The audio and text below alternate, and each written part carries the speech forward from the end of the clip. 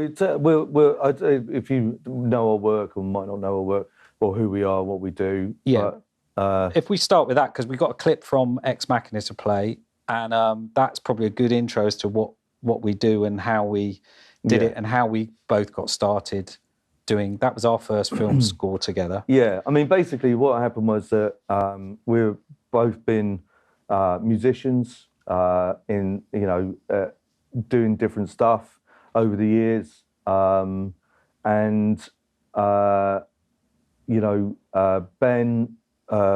you went to university to do... Yeah, I did a course a bit like this one. I did a music degree, and then I did a master's in music. It was one of the first courses that did a specific music for film and TV course. And I came out of that with a credit to my name because I'd done the music for a film that ended up being there was a thing on Channel 4 that took student films, and it won the British Student Short Film Award.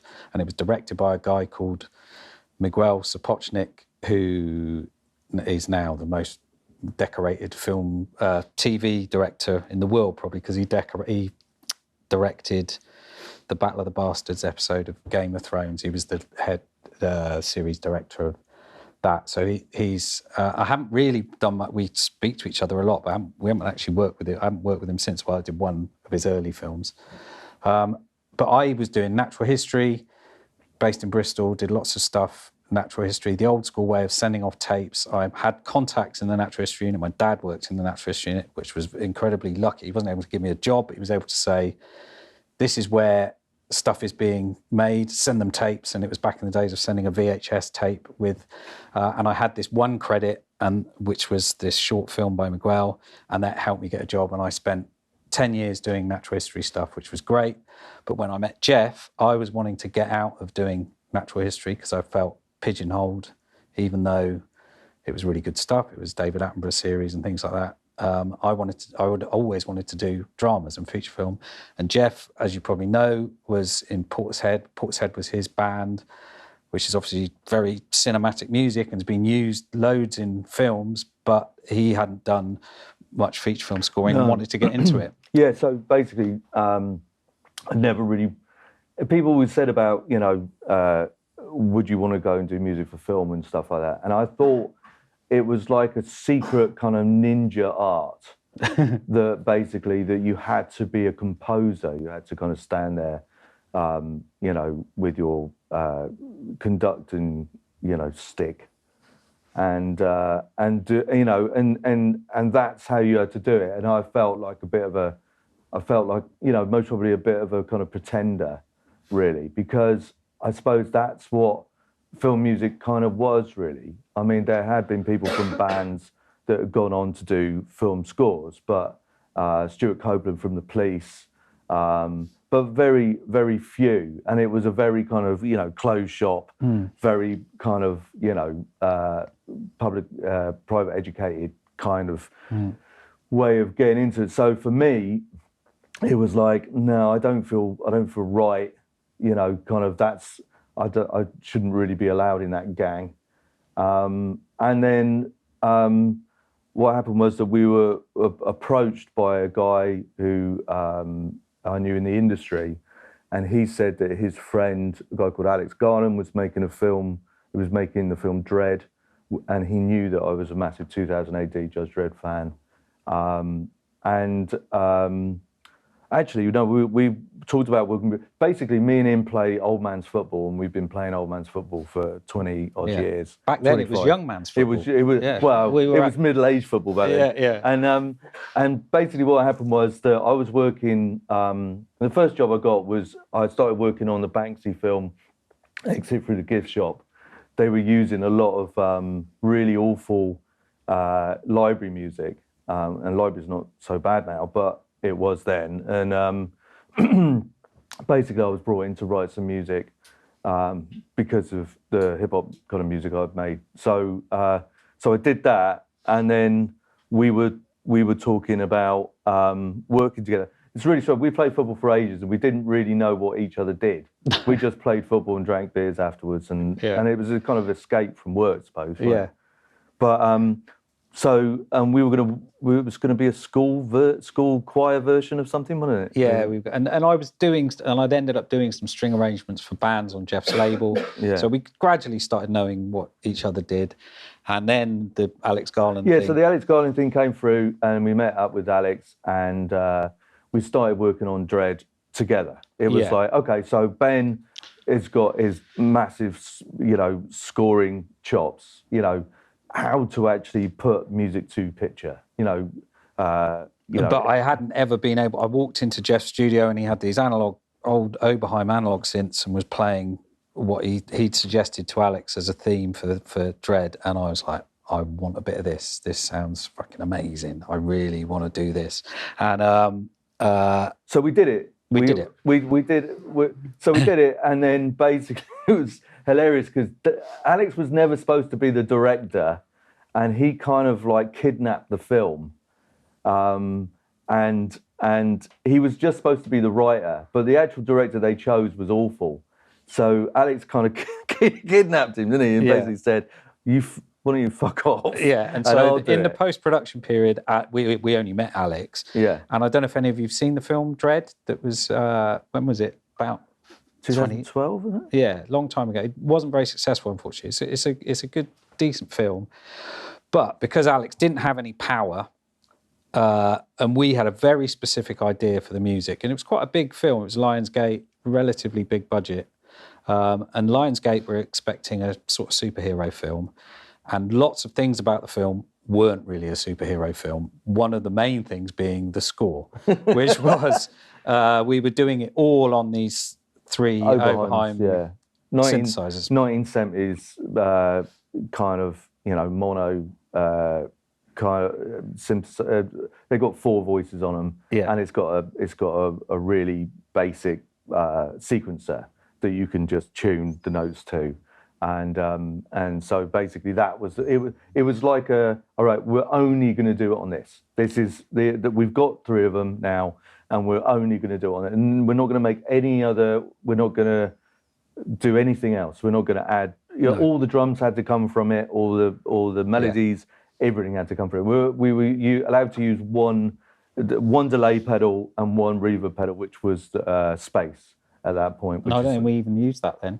We didn't even have reverb. It was just straight into the desk. Oh yeah, it was. Yeah. Anyway, we did it, and then realised that basically that it wasn't going to make it into the film. Yeah, Lionsgate were like, "What is this?" Yes.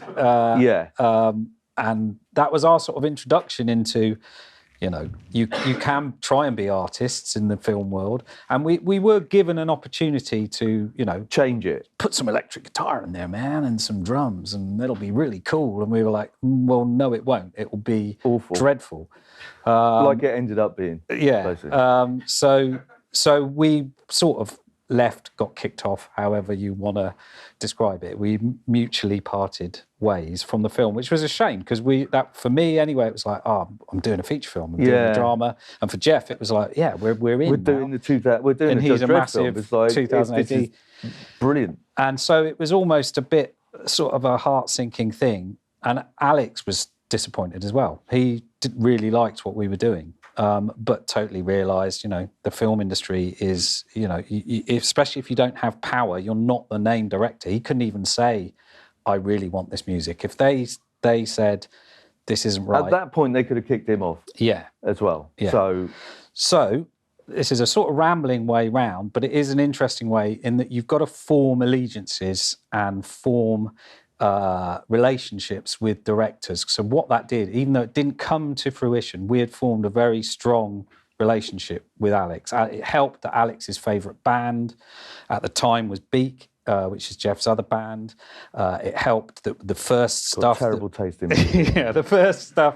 He's as belligerent and same age as us, and was as sort of angry about Lionsgate's decision as we were, and he just said, look, this will happen again, but if things go well for me as a director, I will become a named director of something, I will have more power, and what we will do is we will get you guys on at the very beginning of the project, and we will try and embed you in it So this is something, you know, if you get a chance to work on a film and it's your first chance, get in there early, get your music in there early. Absolutely. Yeah. Try and beat the temp. We'll probably talk more and more about temp music and the pitfalls, and it must. Is that something you guys have heard of? Do you know what I mean when I talk of temp music? Is that something that affects you in the short films that you might be doing and stuff? Possibly not at this stage. Yeah. I promise you, if you get into the industry and get any paid work at all, temp music will be sometimes your friend, but mostly the biggest nightmare you have to face. And so for people who don't know what it is, but I'm sure you all do, but just to make sure. Basically, you get a filmmaker, makes a film, works with an editor, and they need music for the film. So what they do is they grab music from anywhere that they can that think it's going to make the film work better. And that's before they've hired you as a music producer or you know, composer to put music in it. So basically, they can put anything they want. It's their film. It's up to them. And so they put this music in it, and then they become very attached to that music because it makes a scene that's not working without that music work.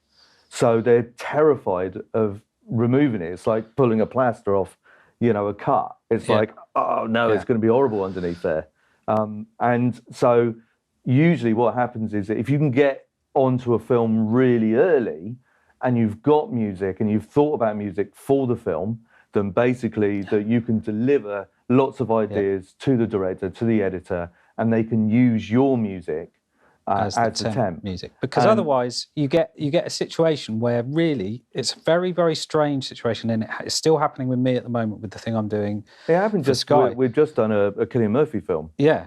And it was exactly the same thing. The last scene had a piece of music that we really didn't like in it, and they did, and it was a piece of music that we would have never written. No.